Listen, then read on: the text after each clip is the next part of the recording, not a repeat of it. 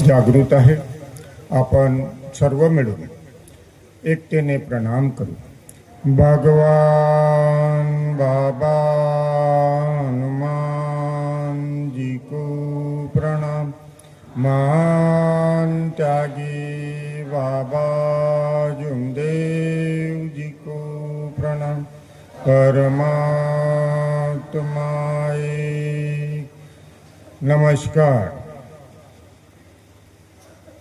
परमपूज्य परमात्मा एक सेवक मंडळ वर्धमान नगर नागपूरच्या वतीने बाबाच्या आदेशानुसार आज मौजा घोडेजरी या परिसरामध्ये बाबांचे सेवक आदरणीय लुटेजी यांच्या निवासस्थानी मासिक नव्य हवन कार्य पार पडून एका परमेश्वरी कार्याच्या चर्चासत्राला सुरुवात आहे।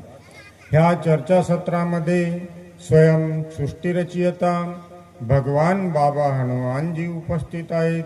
भगवंताला माझे प्रणाम। त्याचप्रमाणे आम्हा सर्वांचे सद्गुरू महान त्यागी बाबा जुमदेवजी उपस्थित आहेत। बाबाला सुद्धा माझे प्रणाम। त्याचप्रमाणे बाबाला वेळोवेळी सहकार्य करणारी आम्हा सर्वांची मातोश्री वाराणसी आई सुद्धा उपस्थित आहे। आईला सुद्धा माझे प्रणाम।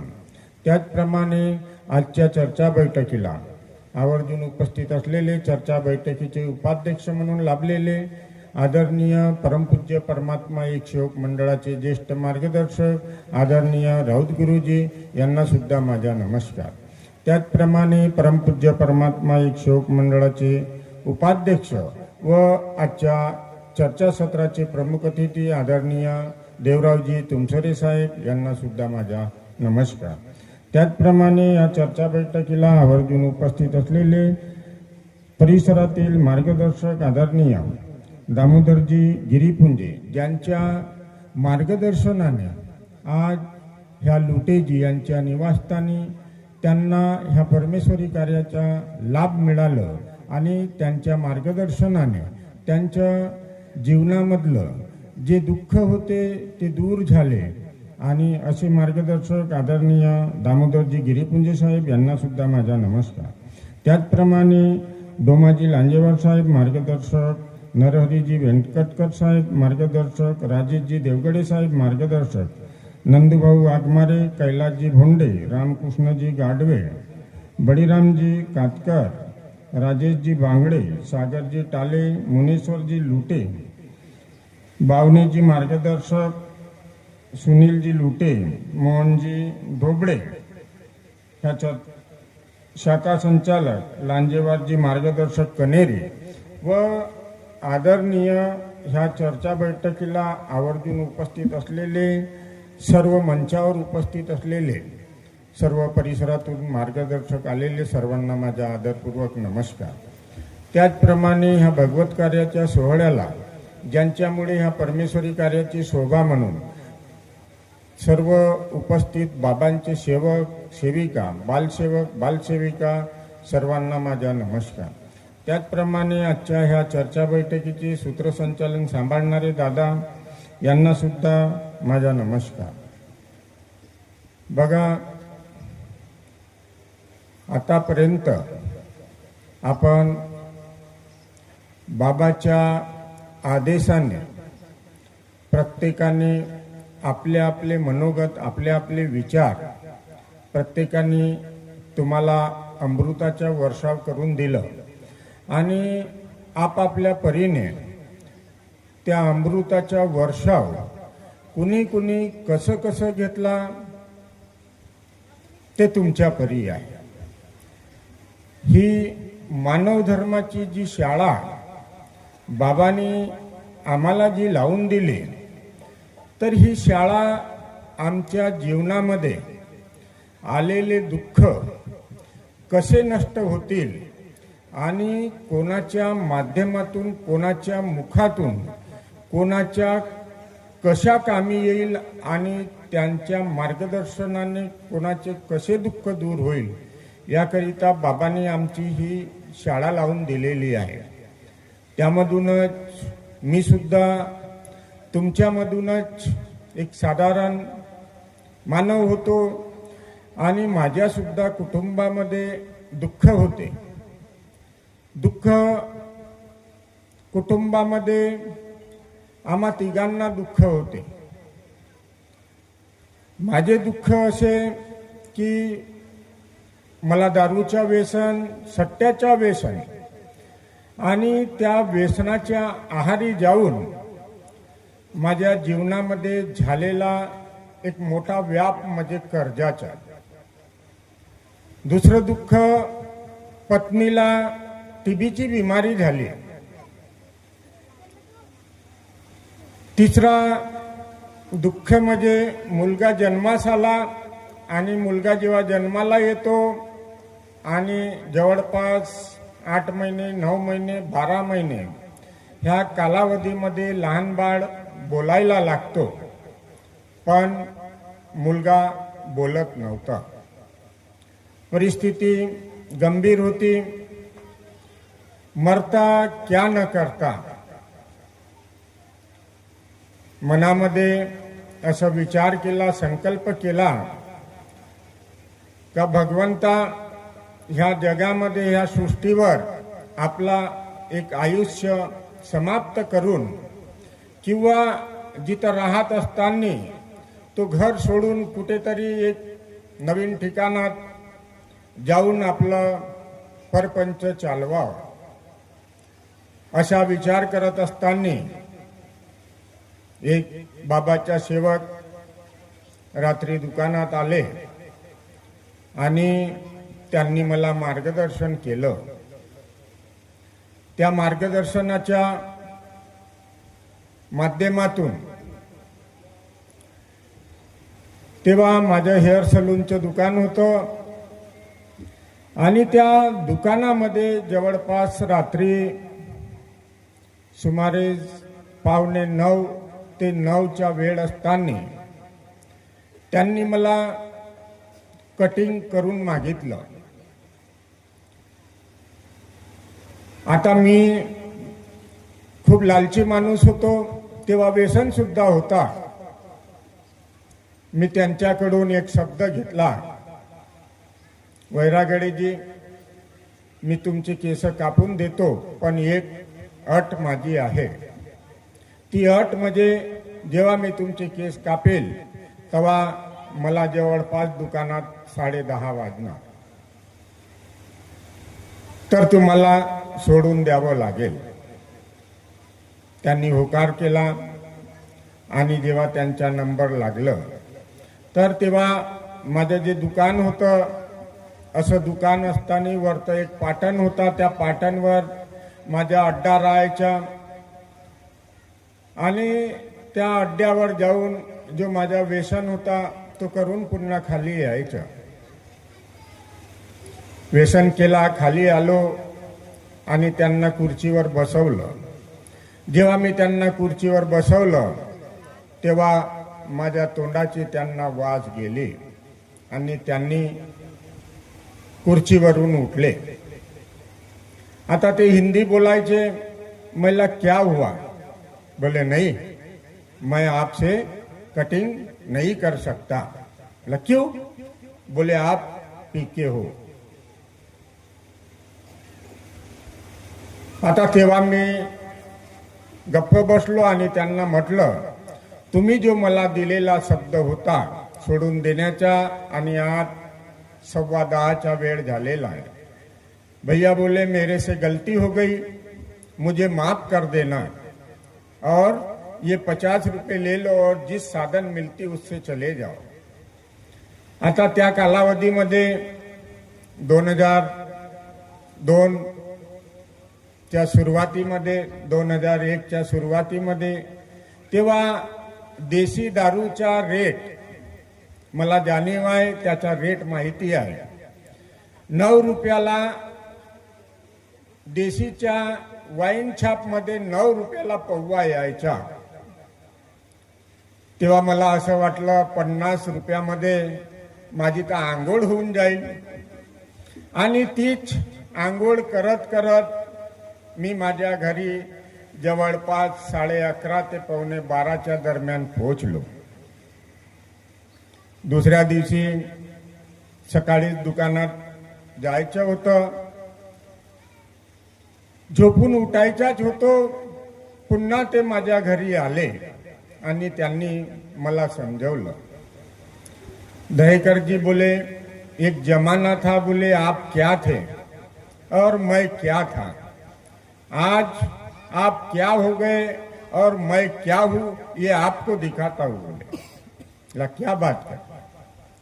उठलो, ते घरी बसले, आंघोळ वगैरे केली, तयारी केली आणि त्यांनी त्यांच्याच गाडीवर मला त्यांच्या घरी नेलं.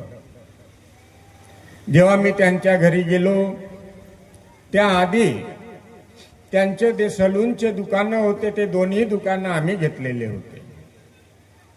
पण देव देतो आणि कर्म नेतो. आमचे कर्म होते, आमची नियत साफ नव्हती, आमचे विचार बरोबर नव्हते, त्यामुळे आम्ही त्या परिस्थितीत गेलो. विचार केला, पाहिलं माणूस हा लालची आहे, स्वार्थी आहे. माझ्या मनामध्ये लालच निर्माण झाली. मला सुद्धा गेलेला वैभव मला पुन्हा उभं करायचं होतं. तेव्हा त्यांनी पुन्हा मला माझ्या घरी सोडून दिलं आणि मी विचार केला. पत्नीला म्हटलं, एक छोट्याशा रूममध्ये आम्ही भाड्याने राहत असताना माझे सासरे सुद्धा माझ्या घरीच राहत होते त्या दिवशी. विचार केला आणि त्याच दिवशी त्याच वेळेस घरातलं जेही काही होतं ते दुपारी 12-1च्या दरम्यान सर्व विसर्जन करून साफसफाई, लगेच चुना आणला आणि सफेदी केली. आणि त्याच दिवशी सायंकाळी मार्गदर्शकांच्या घरी गेलो. त्यांनी म्हटलं, पुन्हा जरी प्यायची असेल तर तुम्हाला पुन्हा वेळ आहे, पण ह्या मार्गामध्ये तुम्हाला दारू सोडूनच यावं लागेल. मनामध्ये विचार पक्का केला आणि शब्द दिला. तो पहिला दिवस होता. मार्गदर्शकाचा शब्द, बाबाचा आदेश, ह्या मार्गामध्ये मरावं लागतो. तो पहिला दिवस. मरावं कसं लागतो हे प्रत्येकाला माहिती आहे. मला सुद्धा माहिती होतं कसं मरायचं आणि कसं जगायचं, कारण की मी मेलेला व्यक्ती होतो आणि मला जगायचं होतं, मला मरून जगायचं होतं. दुसऱ्या दिवशी कार्याला सुरुवात केली. 3 दिवसाचे, 7 दिवसाचे असे कार्याला सुरुवात केली. त्या दिवसाची जाणीव ठेवली.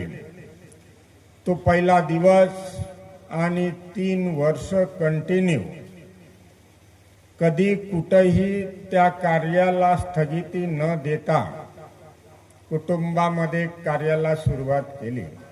आणि जो माझ्यावर जो व्याप होतं, पत्नीला जी बिमारी होती, नुसत्या त्या तीर्थानी आणि रक्षानी, मुलगा बोलत नव्हता, त्या तीर्थ आणि रक्षाने आणि त्या कार्याच्या माध्यमातून पत्नी बरी झाली, मुलगा बरं झालं आणि मला जो कर्ज द्यायचा होता, जवळपास मला 3 वर्ष ते कर्ज द्यायला लागला. ज्यांचं कर्ज होतं त्यांच्या दारात नेऊन दिलं आणि आज मी तुमच्या पुढं बाबाच्या कृपेने सुख समाधानीने जीवन जगत आहे. ही कृपा कुणाची? ही बाबाची. बाबांनी म्हटलं आहे.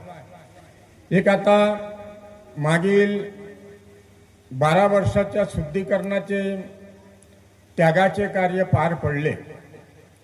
प्रत्येकाला माहीत आहे, बऱ्याचशा सेवकांनी कार्य केलं असेल. मला 2014 पासून शुगर आणि बीपीचा त्रास होता आणि तेव्हापासून मी कंटिन्यू गोळ्या खायच्या. मी पथ्य करत नव्हतो, पण माझ्या लक्ष त्या औषधीकडे जास्त राहायचं. ज्याला शुगर आणि बीपीचा त्रास आहे, डॉक्टर नेहमी सांगतात मांसाहार करू नये, हे खाऊ नये, ते खाऊ नये, पण मी जाणून लक्ष न देता मांसाहाराचा उपयोग जास्त करायचा. त्यागाचे कार्य आले, कसं करायचं? त्यागाच्या कार्याच्या आधी जेव्हा मी शुगर टेस्ट केला तेव्हा शुगर 350 होतं. गोळ्या सुरू असताना सुद्धा कुटुंबामध्ये पती पत्नी, मुलगा मुलगी बसलो. मुलगी म्हणाली, पप्पा कार्य करायचे आहे आणि करायचे कसे? तिनं शब्द दिला, तुम्ही पहिल्या दिवसाची जाणीव करा. म्हटलं काय? एवढे वर्ष झाले म्हणे आणि तुम्ही अजून मेलेच नाही म्हणे. मी म्हटलं बेटा, मेलो असतो तर मी तुझ्या पुढे नसतो. नाही म्हणे, बरोबर आहे म्हणे, तुम्ही मेले नाही म्हणे. त्या दिवसाची आठवण करा म्हणे. तुम्ही दिलेला परमेश्वराला शब्द कोणता दिला?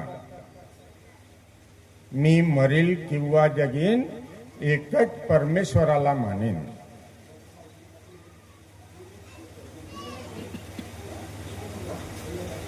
तेव्हा विचार केला आणि 5 ते 6 दिवसांनी त्यागाचे कार्य सुरू होणार होते.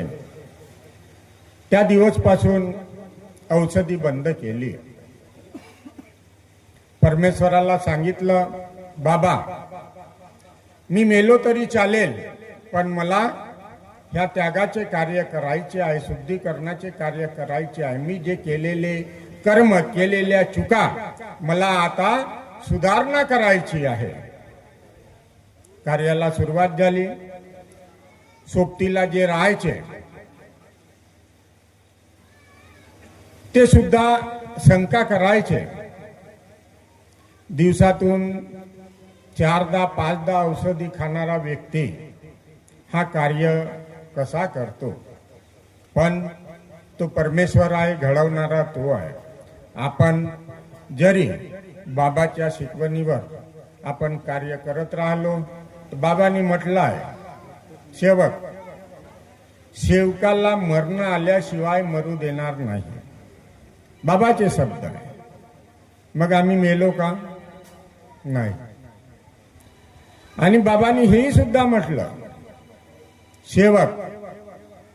माझा सेवक दुःखी आणि कष्टी राहणार नाही, आणि तो राहील तर तो आपल्या कर्माने राहील.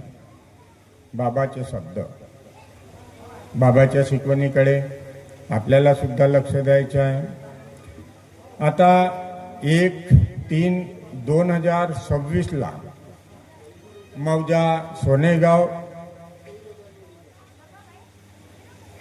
भिसी या परिसरामध्ये आम्ही मंडळाच्या गाडीमध्ये गेलो. मंडळाचे सर्व पदाधिकारी होते. तिथे चहा घ्यायला थांबलो. बरेचसे सेवक होते, त्यांनी थांबवलं. तिथे एक सेवक आला आणि त्यांनी आपल्या जीवनामध्ये 2दा त्यागाचे कार्य केले. त्याचा विषय असा होता, तो मंडळातून निवासस्थानकडे गेला आणि त्या निवासस्थानमध्ये मागच्या ह्या 12 वर्षाच्या शुद्धीकरणाच्या कार्यामध्ये त्यांनी एक पॅम्पलेट छापलेला होता. ज्यांना बीपी आणि शुगरची समस्या असेल तो औषध उपचार करू शकतो. आणि बाबांनी आपल्याला औषध उपचार बंद सांगितलं. आमच्यावर जेव्हा दुःख होते तर बगर औषधीना, रक्षा आणि तीर्थांनी आणि कार्याने आमचे दुःख दूर झाले. मग आम्ही कुणाकडे पाहतो? आमच्या लक्ष कुठे आहे? त्यांनी 2दा कार्य केले, त्यागाचे कार्य केले. औषधी सुरू असतानाही त्याला शुगर 450 ते 500 होता. त्यांनी कार्य बंद केले त्यागाचे आणि तो त्या दिवशी तिथे आला आणि त्यांना कुठेतरी माझ्या मुखातून निघालेले शब्द शुद्धीकरणाच्या त्यागाच्या कार्यामध्ये, तर तो माझ्याकडे आला आणि साहेब म्हणे मी 2दा त्यागाचे कार्य केले पर योग मिळाला नाही. तुम्ही म्हटलं कार्य कुठून तुझे सुरू आहे? म्हणे आधी मी टिमकीकडे होतो, पुन्हा मंडळाकडे आलो आणि आता पुन्हा तो मार्गदर्शक त्या टिमकीकडे गेला. मग आता कसं करायचा? मला म्हणे मंडळाचे कार्य करायचे आहे.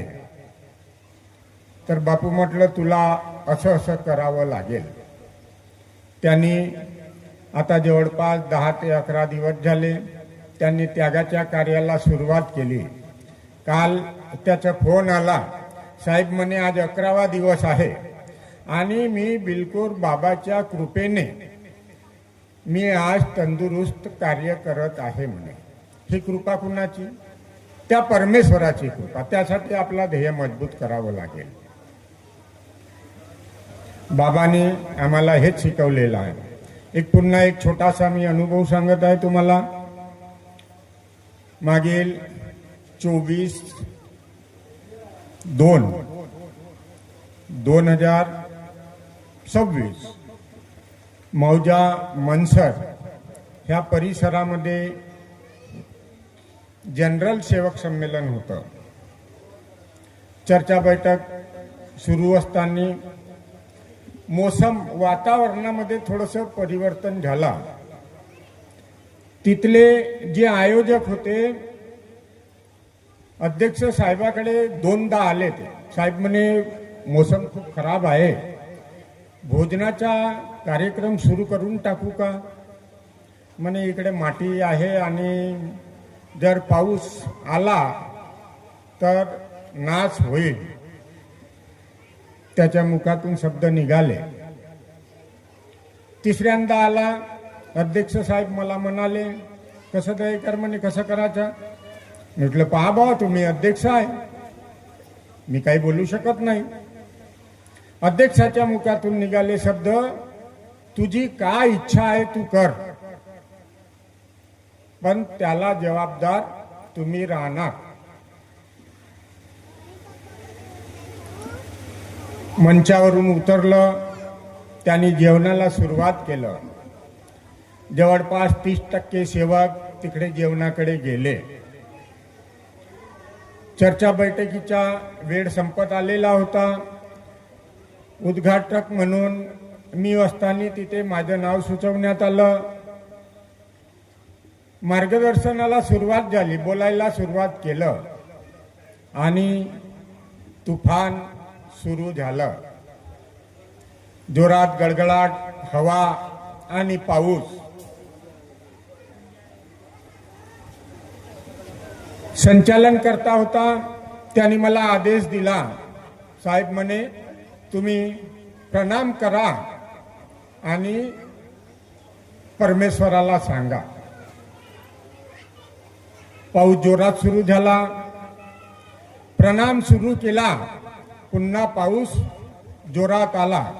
जे जेवणारे सेवक होते अख्खे त्यांनी ताटं तिथंच ठेवून अख्खे मंडपात आले आणि जे बाहेर फिरणारे सेवक सुद्धा होते ते सुद्धा मंडपाच्या अंदर आले आणि ज्या मंडपामध्ये मंडप खाली होता तो मंडप गचागच भरलं.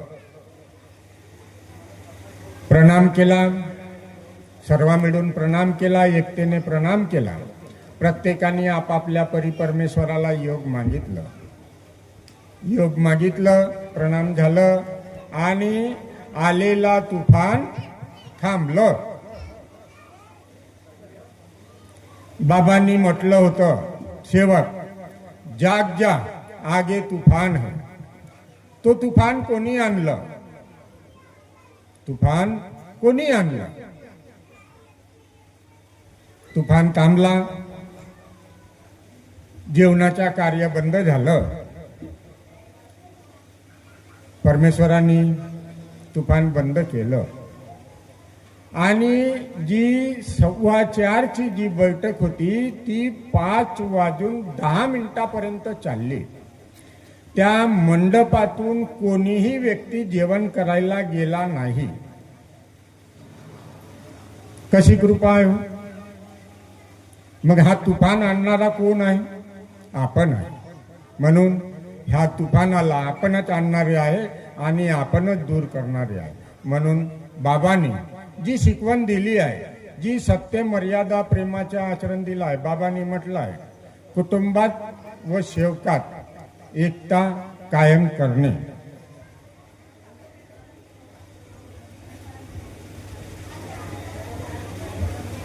पाच वाजायला 5 मिनिटं बाकी आहे आणि वेळेची सुद्धा मर्यादा आहे.